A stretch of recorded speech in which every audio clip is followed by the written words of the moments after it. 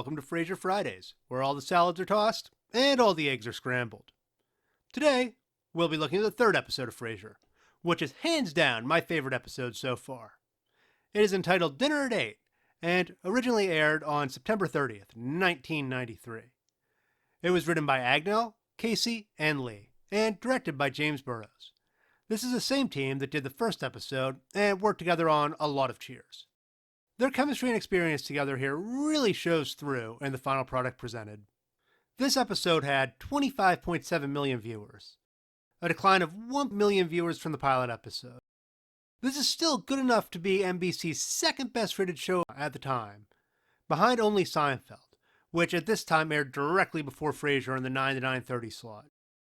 I think this competition is interesting, as this is the 5th season of Seinfeld, and the point where it really started taking off in the ratings as a show. From here on out, I'm going to compare the two. I haven't personally plotted it out yet, so it will be interesting to see when and where Frasier overtakes Seinfeld in the ratings. From this episode's intro, we have the third animation, this time with lights turning on all over the outlined city of Seattle. I think I've seen this one in promotional material before, and it's my favorite of the 3 intros we've seen thus far.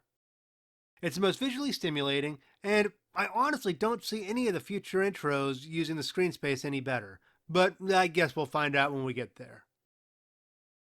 Let's start out with the good of this episode. We're still getting those title cards and bonus scenes playing out during the credits.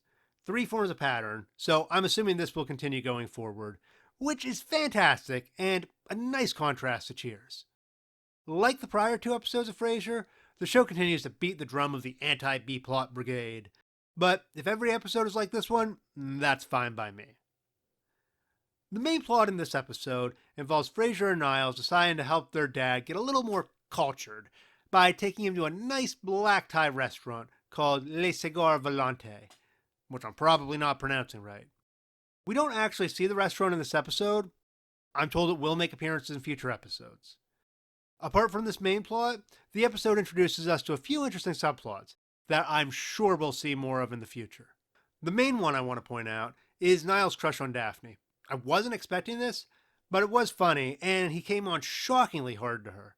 Niles' come-ons felt much nicer and classier than what we see from Sam and Cheers, and they were a nice character developing moment for both Niles and Daphne.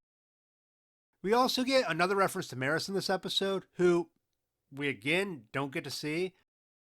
I'm pretty sure she's going to be a Vera character at this point, and we're never actually going to meet her. We also find that Maris has some issues, which Niles so affectionately refers to as episodes. I'm not sure what role, if any, these will play going forward, but it's a nice excuse to keep Maris off the screen. With this episode, Roz went from being my least favorite of the Frasier mainstays to probably my favorite. Her and Frasier have some great banter, and her waving the papers around like pom-poms and cheering Frasier on at the start of his show was one of the highlights of the episode.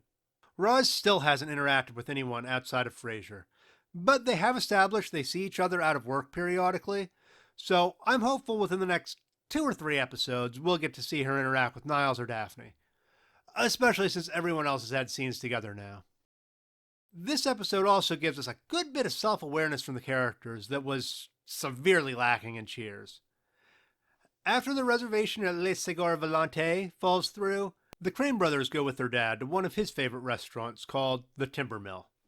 They're absolutely snotty jerks to everyone in the restaurant, but after Martin gets fed up with them and walks out, they realize how they've been acting and try to do better. If I had a chief complaint with the Cheers characters, they were often exceptionally cruel to each other, especially to Cliff. They treated him downright abusively at times. The fact that the Crane brothers recognize their bad behavior and actively try to change it is a nice change of pace compared to what we saw from the characters in Cheers, and it makes a lot of sense given they're both psychiatrists. There's nothing in this episode I would call outright weak. Like I said, this is hands down the best episode of the series so far, but I do have 2 minor quibbles. First, Eddie was hardly in this episode. He just lay on the couch and slept. With that said, I'm not sure how many wacky sitcom-styled adventures you can go on with a co-star that's a dog, so maybe I'm just having a little bit of unrealistic expectations for Eddie. Secondly, despite being my favorite episode thus far, The coda, or credit scene, was the weakest one of the three. The guest caller in this episode is Patti LuPone. She plays a woman who is having issues with her in-laws. LuPone is the first guest caller I wouldn't consider a huge star. Like Dan Butler, who plays Bob Bulldog in the last episode, LuPone is one of those actors who slots nicely into that girl who was in that thing. Her only lasting role was that of Libby Thatcher in the 1989 drama Life Goes On. The one interesting thing about this show is that it was one of the first shows to make a major plot line out of a character having AIDS. Interestingly, LuPone's most recent work, and the only bit of her work I'm familiar with, also features a tie with AIDS. Spoiler alert here for the 11th season of American Horror Story. In the most recent season of American Horror Story, LuPone plays a singer in a lesbian bar. At the end of the season, it's revealed the big ghost they've been chasing the entire season is just a metaphor for AIDS. I know this video is a Frasier review, not an American Horror Story one, but I'm going to go out of my way here to encourage you not to waste your time with this. It was one of the most stupid and nonsensical things I've ever seen. It made no sense with what had gone on in the story beforehand. I've looked for an excuse to jump off the AHS bandwagon for a while, and between the trash that was season 10, with the UFO, and the complete misunderstanding of what the black pill, white pill metaphor means, and the entire mess of season 11, I think I'm finally done. I wish Miss LuPone continued success in her future endeavors, but I can say my experience with her acting has not been enjoyable. Spoilers and rant over. Anyway, back to Frasier. The first thing from this episode I want to call out is Niles has a flip phone. This doesn't seem out of the ordinary in 2023, but bear in mind this episode is 30 years old. At this time, the vast majority of portable phones were the bag cell phones that people kept in their cars, because they required the external power source to use. As far as my research goes, I can only find one cell phone that was a flip phone available on the market in 1993. And that's the Motorola Microtac 9800X. It's actually the first flip phone ever available, and one of the first portable phones ever made. It was released in April 1989. The Microtac 9800X carried a price tag of $3,000, the equivalent of just under $6,500 today. Ironically, today you can find used ones on eBay for under $30. Calls could be answered or hung up by flipping the flip portion of the phone. The other interesting thing about this phone is it had a plastic antenna that's actually just for looks. The real antenna is inside the phone, as is the case with most modern cell phones. But focus groups said they expected it to have a visible antenna, so Motorola put the dummy on there just to boost their focus group scores. This episode features the first time the line, "Sherry Niles?" is said in the show, much like "Norm!" in Cheers. This will become a long repeated line for the show.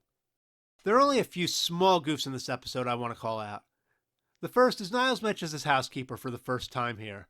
In one scene he calls her Mary, well in the next he calls her Marta. In future episodes, the character of Marta will show up. There's one other goof I want to call out. It is a continuity error. Continuity errors are errors that occur during film editing when multiple takes are edited together and something changed between the takes.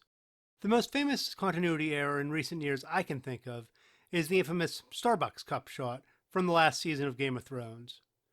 The one from this episode is not nearly as noticeable, and I actually initially missed it when putting this video together. It occurs in this scene, where Daphne is folding laundry. And hey, in case anyone was wondering, Frasier wears boxers, not briefs. You'll see she's folding a black t-shirt when Niles shows up at the door. She finishes folding as Niles enters the apartment, and holds it in her hands. While Daphne and Niles talk, the shirt fluctuates between being folded and hanging in her hands waiting to be folded. When they finish their discussion, Daphne begins folding the shirt again. When the brothers first show up at the Timber Mill restaurant, their ties are cut off and hung on the wall. Evidently, the brothers wear different ties in every episode of the show. They are all generally silk ties and much wider than the standard tie today. Looking back through the first 3 episodes, I can't tell from the resolution, but it looks like Frasier's tie in the pilot episode might be a solid color. In this episode, Niles' tie is the most colorful it is in the series thus far. Their ties in the second episode are pretty similar to the ones they wore in this one.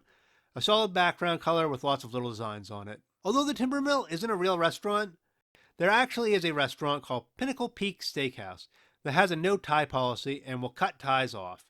It is located in Arizona as opposed to Seattle and calls itself the largest Western steakhouse in the country, with seating for over 1,800 people.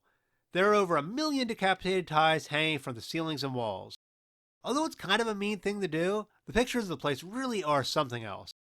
I guess there are a handful of other restaurants around that do this, but it seems Pinnacle Peak is the biggest name in the tie cutting restaurant business game. The last thing I found interesting I want to talk about occurs over dinner at the timber mill. Niles makes a comment about how he doesn't eat bacon, and Martin tells him not to worry about it, as the bacon bits are actually made of soy and not real bacon. Given the reputation soy is found today, I think it's kind of funny that Martin would be the one talking soy up as opposed to Niles. This actually felt more dated to me than seeing Niles' cell phone at the beginning of the episode. Like I said at the start of this review, I really enjoyed this episode, and it's my favorite of the series so far. Well, it turns out I'm not the only one that really liked it. Kelsey Grammer has stated that this was his favorite episode of the series. As you watch this 9 out of 10 episode of Frasier, try not to worry about how many sharks died during its production. Spoiler, it's actually none. Shark skin is made from a combination of goat hair, wool, and silk.